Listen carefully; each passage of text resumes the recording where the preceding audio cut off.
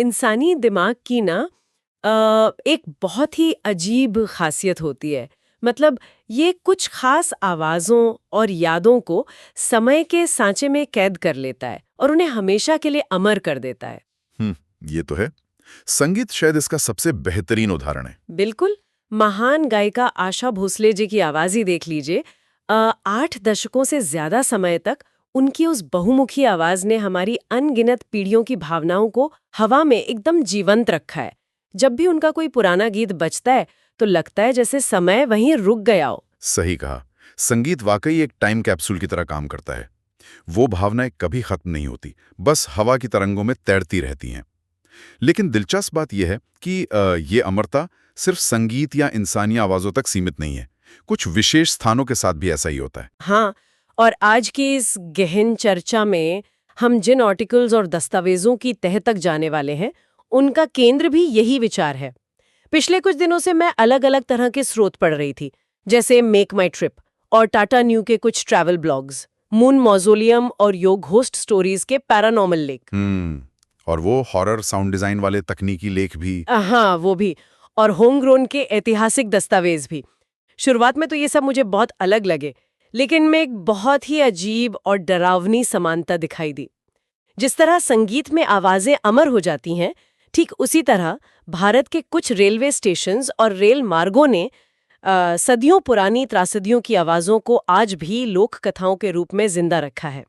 तो हमारा मुख्य उद्देश्य आज यही समझना है कि भारत के ये रेलवे स्टेशन खौफनाक कहानियों का केंद्र क्यों बन गए हैं, और इसके लिए हम विशेष रूप से टनल 33 और कर्नल बड़ौक की किंवदंती पर सबसे ज्यादा ध्यान देंगे, क्योंकि ये सिर्फ एक भूतिया कहानी नहीं। बिल्कुल नहीं। ये इस बात का एक गहरा मनोवैज्ञानिक अध्ययन है कि इंसान अपनी बहुत बड़ी विफलताओं और अतीत को क्यों नहीं भुला पाता। तो इस सफर की शुरुआत हम यात्रा के उस रूप से करते हैं जो बिल्कुल भी डरावना नहीं है, बल्कि किसी उत्सव जैसा है।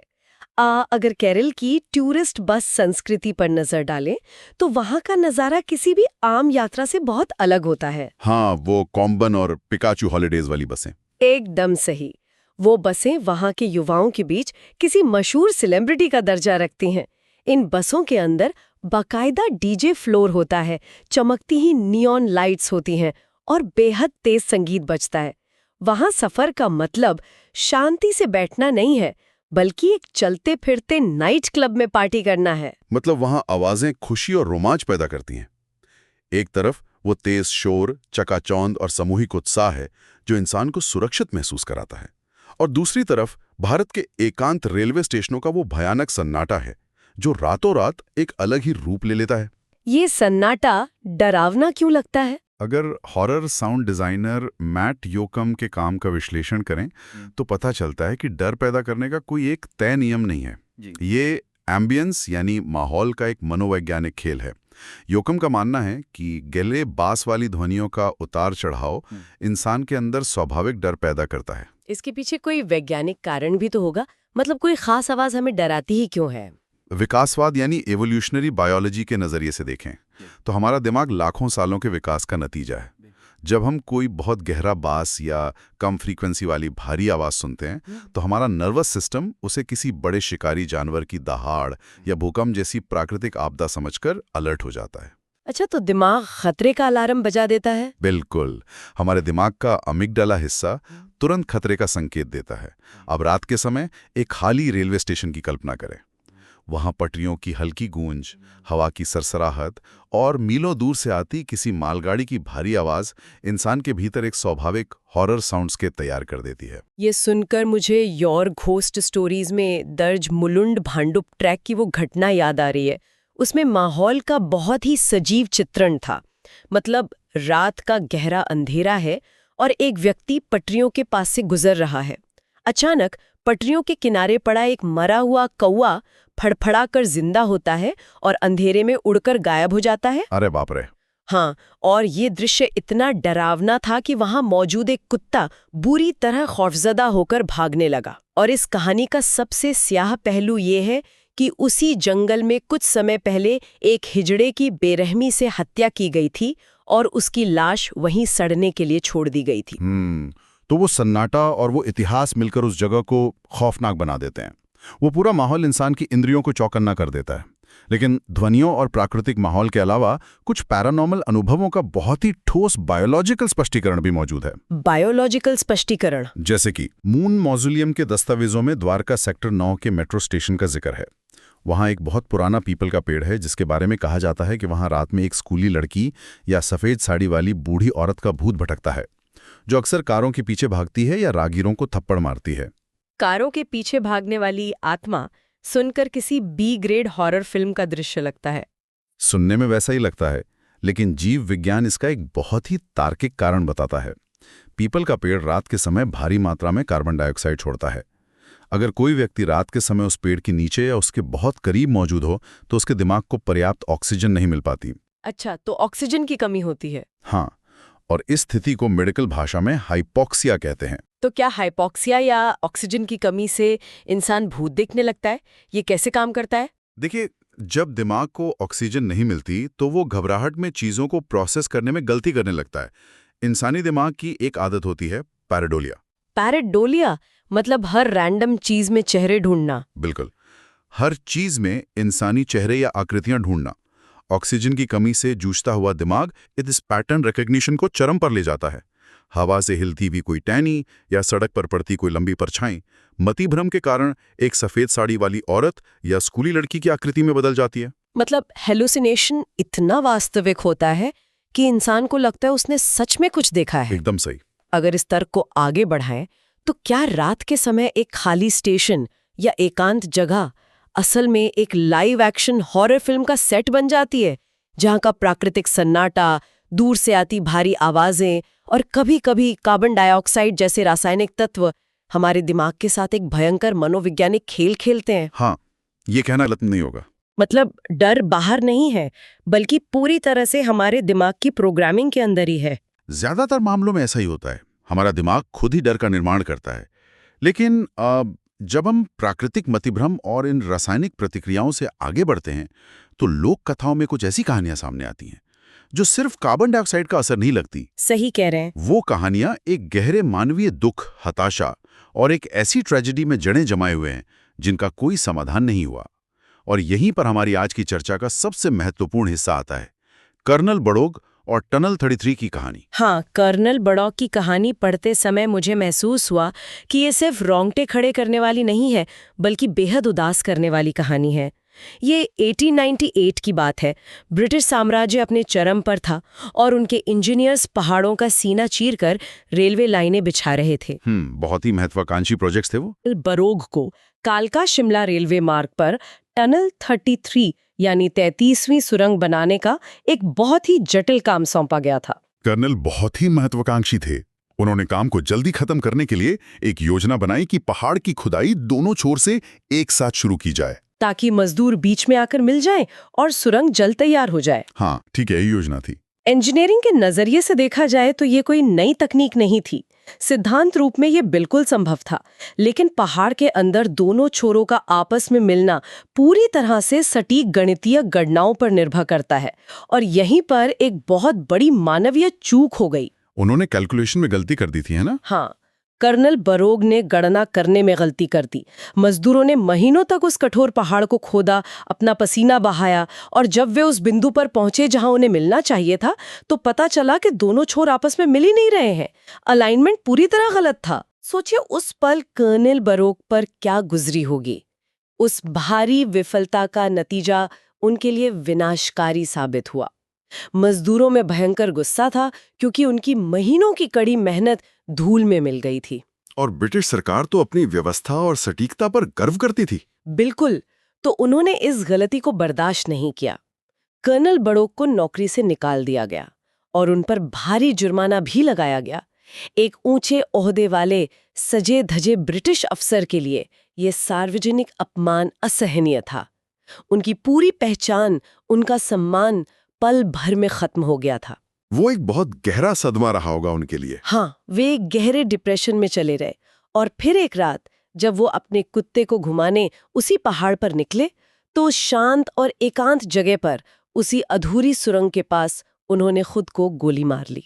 उनका अंत बेहद दर्दनाक था। इतिहास के पन्नों में दर्ज है कि उन्हें उसी अधूरी सुरंग के पास दफना दिया गया। लेकिन असली किंवदंती उनकी मौत के बाद शुरू हुई। स्थानीय लोगों का मानना है कि कर्नल बड़ो की आत्मा उस पहाड़ और उस अधूरी सुरंग को कभी छोड़कर नहीं जा सकी। मतलब वो आत्मा आज भी वहीं है। लोग ऐसा ही दावा करते हैं कि उनकी आत्मा अजरबियों से बातें करती है। यह भी कहा जाता है कि सरकार ने उस अधूरी सुरंग को बंद करने के लिए कई बार भारी ताले लगाए, लेकिन वे रहस्यमयी तरीके से टूट जाते हैं, जैसे कोई आज भी उस अधूरे काम को पूरा करने की जिद पकड़े हुए हैं। ये बहुत ही मार्मिक है। कर्नल बड़ोक के जाने के बाद ब्रिटिश सरकार ने चीफ इंजीनियर एचएस हर्लिंगटन को वो काम सौंपा। उन्होंने पुरानी सुरंग को वैसे ही छोड़ दिया और वहां से करीब 1 किलोमीटर दूर एक नई सुरंग बनाकर काम को पूरा किया।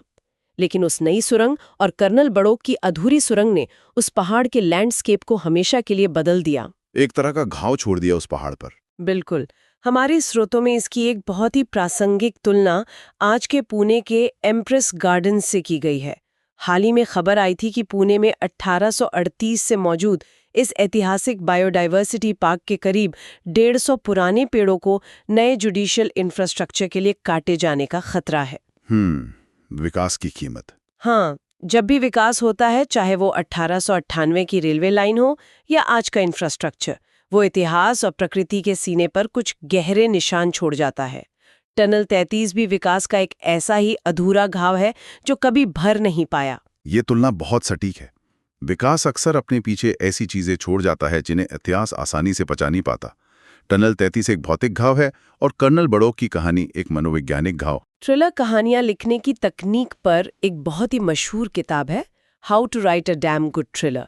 उसमें एक नियम बताया गया है कि कोई भी विलन पैदाइशी क्रूर नहीं होता, बल्कि उसे कोई गहरी मानसिक चोट या कोई पुराना घाव क्रूर बनाता है। लेकिन जब हम कर्नल बड़ोक की कहानी देखते हैं तो वो कोई विलन नहीं लगते हैं। सही कहा, उनमें कोई बुराई नहीं थी। हाँ, उनकी कहानी में खौफ से ज्यादा लाचारी है। कर्नल बड़ोक असल में एक ऐसे नायक की तरह हैं जिसे एक असंभव मिशन मिला था। उन्होंने कोशिश की, लेकिन वो बुरी तरह हार गए।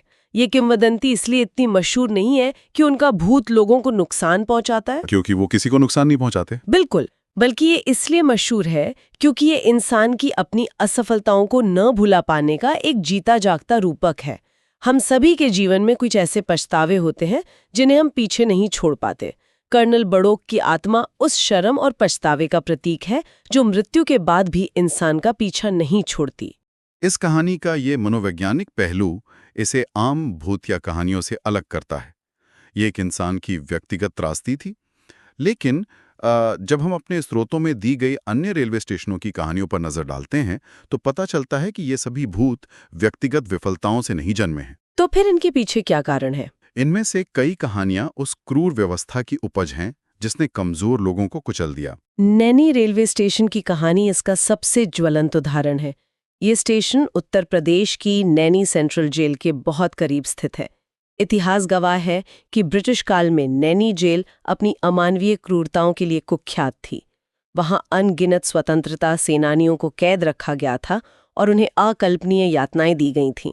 बहुत से लोग तो वहीं कालकोठरियों में गुमनाम मौत मारे गए। हाँ, और आज वहां के स्थानीय लोगों और यात्रियों का मानना है कि स्टेशन के आसपास रात में उन गुमनाम स्वतंत्रता सेनानियों की आत्माएं भटकती हैं। पटरियों पर दर्द भरी चीखें और फुसफुसाहटें सुनाई देती हैं। ये आवाजें उन लोगों की हैं जिन्हें व्यवस्था ने बेरहमी से कुचल दिया और इतिहास ने भुला दिया। और ये सोचना गलत होगा कि ये क्रूरता सिर्फ ब्रिटिश काल या पुराने समय तक सीमित थी। आज की आधुनिक व्यवस्था भी ऐसी खौफनाक लोक कथाओं को जन्म दे रही है। क्या आज के समय में भी ऐसा होता है? बिल्कुल। चित्तूर रेलवे स्टेशन की उस घटना पर गौर करें जो हमारे स्रोतों में दी गई है। 31 अक्टूबर 2013 को दिल्ली केरल ट्रेन में सफर कर रहे सीआरपीएफ के एक जवान हरि सिंह के साथ जो हुआ वो रोंगटे खड़े कर देता है। हाँ, मैंने इसके बारे में पढ़ा था। नहीं उन पर जानलेवा हमला कर दिया। 10 दिन बाद चेन्नई के एक अस्पताल में उनकी दर्दनाक मौत हो गई। ये कितनी बड़ी विडंबना है। जो व्यवस्था उन्हें सुरक्षा देने के लिए बनाई गई थी, उसी ने उनकी जान ले ली। और आज वहां लोक कथा ये बन गई है कि हरि सिंह की आत्मा न्याय की तलाश में चित्तूर स्टेशन पर भटकती है। न्याय न मिलने की टीस। हाँ, एक बार फिर व्यवस्था की क्रूरता और न्याय न मिलने की टीस ने एक भूत को जन्म दिया। ये कहानियां बताती हैं कि जब इंसान को जीवन में न्याय नहीं मिलता तो समाज उसे मृत्यु के बाद एक भूत के रूप में न्याय दिलाने की कोशिश करता है। बहुत सही बात कही आपने। लेकिन इन त्रासदियों के बीच एक कहानी ऐसी भी है जहां भूत न तो व्यवस्था ने गढ़ा, न ही किसी दर्द ने, बल्कि वो पूरी तरह से इंसानी लालच की उपज था। आप पश्चिम बंगाल के बेगुन कोडौर रेलवे स्टेशन की बात कर रही हैं ना? जो पैरानॉर्मल कहानियों के इतिहास में सबसे अजीबोगरीब मामलों में से एक है। बिल्कुल। 1967 में इस स्टेशन के स्टेशन मास्टर ने दावा किया कि उसने पटरियों पर सफेद साड़ी पहने एक औरत का भूत देखा है। इस घटना के कुछ ही समय बाद रहस्यमयी परिस्थितियों में उस स्टेशन मास्टर की मौत हो गई। और उसके बाद तो खौफ फैल गया होगा। खौफ ऐसा फैला कि जो हुआ वो किसी भी आम इंसान को हैरान कर देगा। वो स्टेशन अगले 42 सालों तक 42 सालों तक? जी हाँ, 2009 तक पैसेंजर ट्रेनों के लिए पूरी तरह से बंद रहा। लेकिन मैं यहाँ इस कहानी पर थोड़ा संदेह करना चाहूंगी। 1 मिनट के लिए सोचिए, 42 साल तक एक पूरे स्टेशन का बंद रहना। मुझे तो इसमें भूतों के खौफ से ज्यादा नौकरशाही और रेलवे कर्मचारियों की कामचोरी नजर आती है। यह एक बहुत ही तार्किक सोच है। मतलब सुदूर और ग्रामीण इलाकों में काम करने से बचने का इससे बेहतरीन बहाना और क्या हो सकता है? लोग कहेंगे वहां भूत है, हम काम पर नहीं जाएंगे। ये तो सरकारी फाइलों को बंद करने का एक परफेक्ट तरीका लगता है। आपका संदेह 100% सही है और विज्ञान ने इसे साबित भी किया। द न्यू इंडियन एक्सप्रेस की एक विस्तृत रिपोर्ट इस पूरे रहस्य से पर्दा उठाती है। 2009 में जब यह स्टेशन दोबारा खुला तो पश्चिम बंग विज्ञान मंच के कुछ तर्कवादियों ने इस खौफ की सच्चाई जानने का फैसला किया। अच्छा, तो उन्होंने जांच की? हाँ, उन्होंने पुलिस सुरक्षा के साथ पूरी रात उस तथाकथित भूतिया स्टेशन पर बिताई। वे देखना चाहते थे कि आखिर 42 साल से वहां कौन सी आत्मा भटक रही है। और मैं शर्त लगा सकती हूँ कि वहां कोई सफेद साड़ी वाली आत्मा नहीं मिली होगी। बिल्कुल नहीं। रात के करीब 2 बजे उस सन्नाटे में उन्हें स्टेशन के पीछे झाड़ियों से कुछ बहुत ही अजीबोगरीब और डरावनी आवाजें आनी शुरू हुई। जब उन तर्कवादियों ने हिम्मत करके अपनी टॉर्च की रोशनी उस तरफ घुमाई तो सच सामने आ गया। क्या था वहां? उन्होंने देखा कि कुछ स्थानीय लोग ही झाड़ियों के पीछे छिपकर अलग अलग उपकरणों से वो डरावनी आवाजें निकाल रहे थे। मतलब ये भूत इंसानों द्वारा ही प्रायोजित थे, लेकिन वो ऐसा कर क्यों रहे थे? मुनाफे के लिए। इतने सालों में वो बंद पड़ा स्टेशन घोस्ट टूरिज्म का केंद्र बन गया था। शहरी युवा रोमांच और भूतों की तलाश में वहां रात बिताने आते थे और ये स्थानीय लोग भूत बनकर उन्हें डराते थे। जब पर्यटक डरकर अपना सामान छोड़कर भागते तो ये लोग उस सामान को लूट लेते थे। अरे बाप रे! ये पूरा का पूरा खेल इंसानी लालच, चोरी और एक बहुत ही मुनाफे वाले गोरख धंधे का हिस्सा था। वहां कभी कोई भूत था ही नहीं। ये कहानी साबित करती है कि इंसान का दिमाग भूतों से भी ज्यादा खतरनाक और चालाक हो सकता है। तो अगर हम इन सभी कहानियों को एक साथ रखकर देखें, चाहे बेगुन कोडोर का वो लालच से बुना गया झूठा भूत हो, चित्तूर स्टेशन का अन्याय हो या कर्नल बडरोक का वो सच्चा दर्द हो, इन सब में एक बहुत गहरी समानता दिखाई देती है। वो क्या? ये सभी कहानियां उन लोगों के बारे में है जो अपने समय, अपने स्थान या अपनी दुनिया से पूरी तरह से निर्वासित यानी एक्साइल हो गए हैं। उन्हें उनकी जगह से उखाड़ फेंका गया है। बहुत गहरी बात है ये। निर्वासित होना सिर्फ भौगोलिक नहीं होता, ये ऐतिहासिक भी होता है। होम ग्रोन के ऐतिहासिक लेखों का अगर हम संदर्भ लें तो इतिहास ऐसे निर्वासितों से भरा पड़ा है। जैसे बहादुर शाह जफर की कहानी। बिल्कुल। 1857 के विद्रोह के बाद ब्रिटिश हुकूमत ने अंतिम मुगल सम्राट बहादुर शाह जफर को रंगून, जो आज बर्मा में है, निर्वासित कर दिया था। जो सम्राट कभी दिल्ली के लाल किले पर राज करता था, वो अपने अंतिम दिनों में एक छोटे से लकड़ी के घर में कैद हो गया। कहा जाता है कि उनके पास कलम तक नहीं थी और वे दीवारों पर जले हुए तिनकों से कविताएं लिखते थे। ये तो बहुत ही दर्दनाक है। और मुझे याद है ऐसा ही कुछ बर्मा के अंतिम राजा थिबो के साथ भी हुआ था। हाँ, एकदम सही।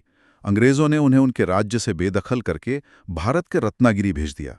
एक शक्तिशाली राजा जिसे निर्वासित जीवन में कर्ज में डूबकर अपने ही कीमती रूबी गिरवी रखने पड़े। अपनी जमीन, अपनी पहचान से कट जाने का दर्द दुनिया के सबसे बड़े दुखों में से एक है। बिल्कुल।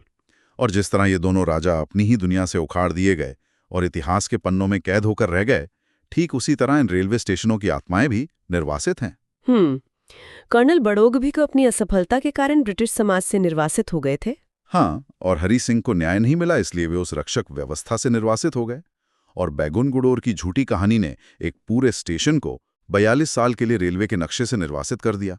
ये वो लोग और स्थान हैं जो अपने अधूरे कामों और अनसुलझे इतिहास के कारण समय के एक हिस्से में हमेशा के लिए कैद हो गए। ये कैद सिर्फ उन आत्माओं की नहीं है, बल्कि हमारी सामूहिक स्मृति की भी है।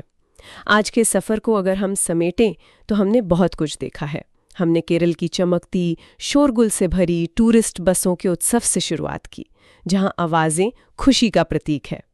फिर हमने समझा कि कैसे रात का सन्नाटा, मास ध्वनियाँ और कार्बन डाइऑक्साइड का विज्ञान हमारे दिमाग को मतिभ्रम में डाल देता है। और फिर कर्नल बड़ौक की कहानी। हाँ, हमने टनल 33 और कर्नल बड़ौक की गहराई में जाके महसूस किया कि विफलता का बोझ इंसान को मौत के बाद भी आज़ाद नहीं होने देता। हमने नैनी और चित्तूर में व्यवस्था की उस क्रूरता को देखा जो भूतों को जन्म देती है, और बेगुनकुडोर में इंसानी लालच का वो पर्दाफाश देखा जिसने 42 साल तक एक पूरे स्टेशन को बंधक बनाए रखा।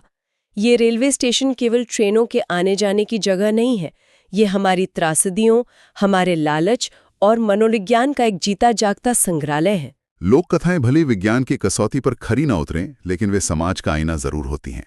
जब तर्कवादी झाड़ियों में छिपे इंसानों को पकड़ लेते हैं या जीव विज्ञान मतिभ्रम को समझा देता है, तब भी वो मूल दर्द या वो घटना अपनी जगह कायम रहती है जिसने उस कहानी को जन्म दिया था। आज की इस चर्चा को विराम देते हुए एक बहुत ही गहरा विचार सामने आता है जिस पर हमें गंभीरता से सोचना चाहिए। जरा सोचिए, अगर कल विज्ञान, तर्क और जांच एजेंसियां पूरी तरह से ये साबित कर दें कि दुनिया में कर्नल बड़ौक, हरि सिंह या बेगुनकुडोर की आत्माओं जैसा कुछ नहीं है, सब कुछ केवल दिमाग का खेल या इंसानी साजिश है, तो क्या इंसानियत कुछ बहुत मूल्यवान खो देगी? ये एक बहुत ही दिलचस्प सवाल है ना? क्या ये खौफनाक किंवदंतियां ही वो एकमात्र जरिया नहीं है जिसके सहारे हम इंसान की भारी विफलताओं, व्यवस्था की अमानवीय क्रूरता और इतिहास की भूली बिसरी त्रासदियों को पीढ़ी दर पीढ़ी जिंदा रख पाते हैं? शायद हाँ। बिना इन भूतिया कहानियों के कर्नल बड़ौक का वो पहाड़ तोड़ने का संघर्ष, हरि सिंह का दर्द या स्वतंत्रता सेनानियों की वो चीखें शायद सरकारी फाइलों की धूल में हमेशा के लिए दबकर रह जाती। शायद भूत हमें डराने के लिए नहीं, बल्कि हमें कुछ ऐसा याद दिलाने के लिए बनाए जाते हैं जिसे हमारा सभ्य इतिहास भूल जाना चाहता है। उस अंधेरी टनल 33 के पास गूंजती आवाज़ें शायद किसी रूह की नहीं, बल्कि इस बात की पुकार है कि हम उन्हें भूले नहीं।